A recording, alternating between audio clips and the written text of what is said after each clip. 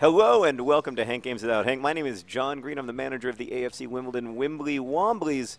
Today, my friends, we begin a new season, a fresh start. It's been a difficult off-season. There is no other way to put it. After what has to be the biggest rupture in the history of the AFC Wimbledon community, I am coming to you with tendinitis or possibly a partial rotator cuff tear in my shoulder.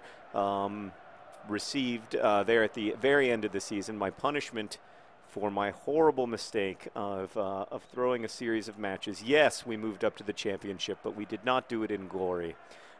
This is not a mistake that we will make again.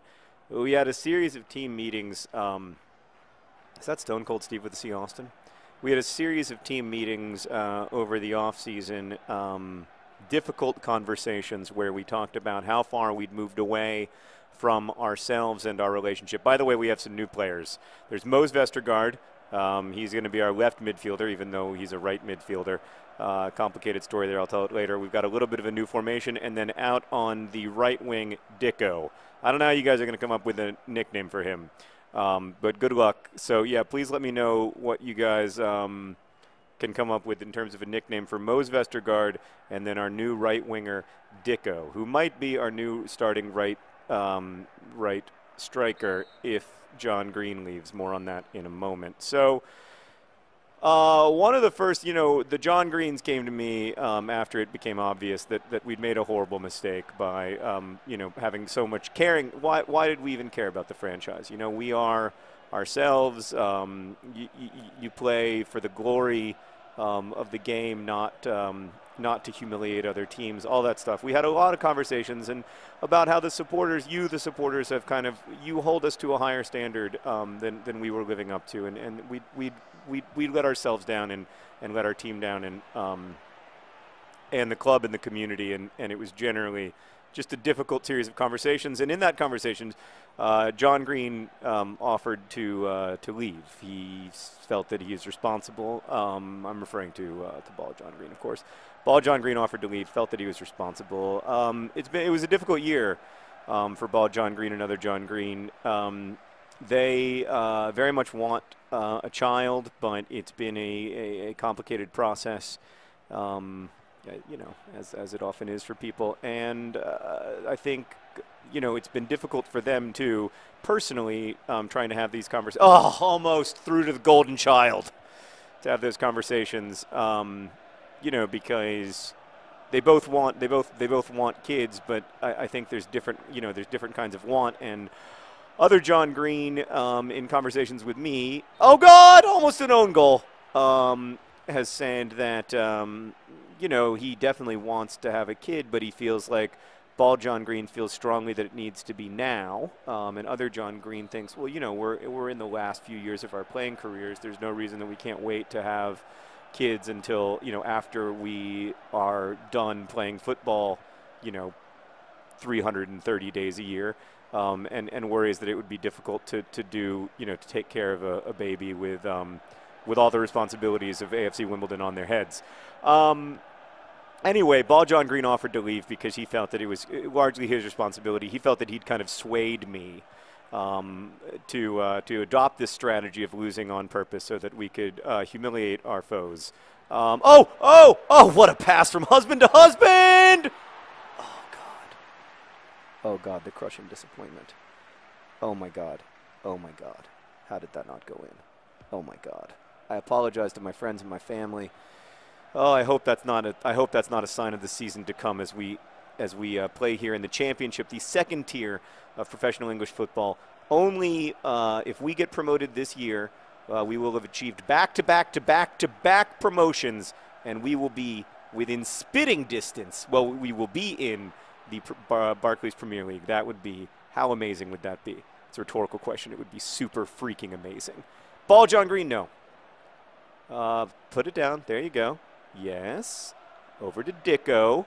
Yes, Dicko. Oh, he had a heavy touch there.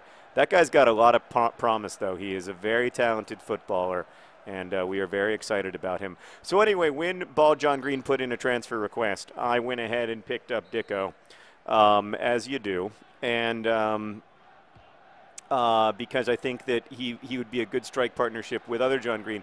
The interesting thing is that Ball John Green put in a transfer request and then said that he didn't want to play. He wants to be transferred, but he doesn't. But he basically wants to end his playing career or take a year to play. If he played for a year, apparently, if he played for a year in China, it would be the adoption process would be a little bit easier for them for some reason. I don't know. I wasn't following along with what he was saying to me. Anyway, I want him to stay, obviously. To me, John Green and John Green are the heart of this club, but we're going to have to wait and see. It's August 22nd, not where you are, but where the Wimbly Womblys are. And so, by the way, I played a couple games to try to get to the end of the transfer market. It's August 22nd, and we still don't know quite what's going to happen with John Green and John Green, but hopefully they'll still be here for the rest of the season, at least to get us to the Premier League. I understand that they want to have a family and that, being a professional footballer is a lot of work. But I don't like the idea of John Green leaving kind of in this cloud of, this cloud of suspicion and sadness over the our admittedly successful but still immoral decision to lose a series of games so that we could keep Milton Keynes from getting to the championship. So, yeah. Oh no. Okay, everything worked out better than expected. So I guess that's the basic update. That's where we are as a club. Standard Wimbly Wombly 0-0 draw so far. We picked up a lot of players because we want to have a much deeper bench going into a season in the championship. Now we're playing with really good teams. We're playing some of the best. This is where I should have just scored. There's no doubt about it. Playing some of the best teams in England, and we need depth as well as quality. So I'm going to give you just a look at our bench. We lost a couple people. I don't think anybody you're going to be too upset about. Gledson moved on, our former backup keeper. Now we have Amankwa, who actually came from the AFC Wimbledon youth squad. He's worked his way up. He's a very talented footballer. I'm very excited that he's playing with us. I'm going to bring in Les Moore for the Golden Child here at halftime. Didn't feel like it was the Golden Child's best performance. Also concerned about Mose Vestergaard there. Seemed a little tired, so I'm going to bring on the patron saint of lost crosses, K. St. Luce. The only and then we're trying to work with this new formation here that's sort of a 4 in the back and then a circle shape, or just a circle. Yeah, but we'll see how that goes. I wasn't pleased with our first half performance, though. We're still getting used to this new formation, but I'm trying to figure out a way to use Dicko and the John Greens. It may be that in the end we should go with a 4-3-3 or a 3-5-3 or something. I don't know.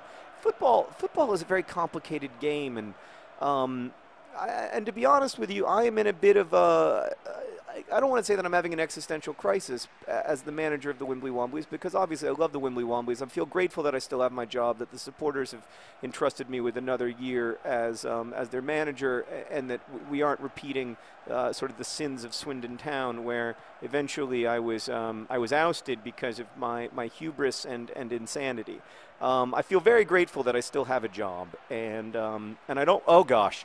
I don't want to abuse that. Obviously, we've made it from League 2 to the championship. It's a wonderful story. Probably the most successful club owned by its fans right now in the whole world. But we've got a long way to go, and I know that. And I need to be focused, absolutely focused on achieving the goals of this club. The other thing, I wanted to ask you guys what you want me to talk about this year. If you want it to be more narrative, where we talk more about what's going on with the Wimbly Womblys, Ball John Green, other John Green, and the other Wimbly Womblys, so we get to know all of them. Oh, God. Oh, wow. My whole life flashed before my eyes just then. We get to know all of them a little bit better. Or if you want me to focus on, talking about stuff I care about. I mean, I like doing both. And I think, oh, God, come on. Is that really, do you think that's, in any world, is that where I would want the cross to go? I mean, the throw-in to go? Sorry, now I'm nervous. That's a great pass. Oh, no, it wasn't. And Frankenstein is hurt. Frankenstein is hurt. Frankenstein is injured. Oh, no. It's a disaster. I saw his hand go up, and I just felt, I'm going to go ahead and, we're going to switch things up here. Why do I not have a central midfielder? All right, we're going to take him out. And we're going to bring on, well, I don't have anyone I can bring on, really. Yikes. I guess we're going to have to bring on C. Arthur. All right, so then we're going to switch our formation out. Yeah, I'm sorry that this is taking forever, but I do want to win this game if I can. I think we're going to go 4-3-3 attack. Yep. I like the look of that. But then I got to make sure that the squad is right. This game is just so complicated. It used to just be good old-fashioned American fun. There we go. Yep. I think that's, you know what? That's not a bad-looking formation generally. So, I don't know. Maybe we'll keep it. Unless we give up a goal right here. Oh, don't worry. Seb Brown's got it. I mean, Seb Brown, I have to say, has really emerged as a leader in a tumultuous offseason for the Wimbly Womblys. He has become he's reminded me, he's so much older now, you know, than he was when he saved 2 penalties against Luton Town, or even when he was responsible for, oh, it has to be! No, it's a punch. Oh, get up! Get up!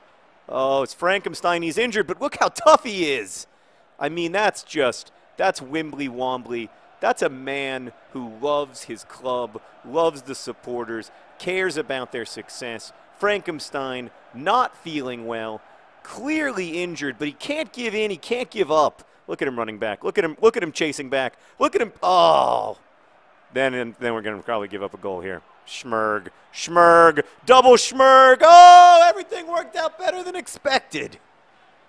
Oh, Frankenstein, it's time to come off. You performed heroically. I don't know how you ran that fast with your injured calf and or leg, but I'm just glad you're okay. Maybe it's because he's a monster. No, he's not. He's a doctor who created a monster.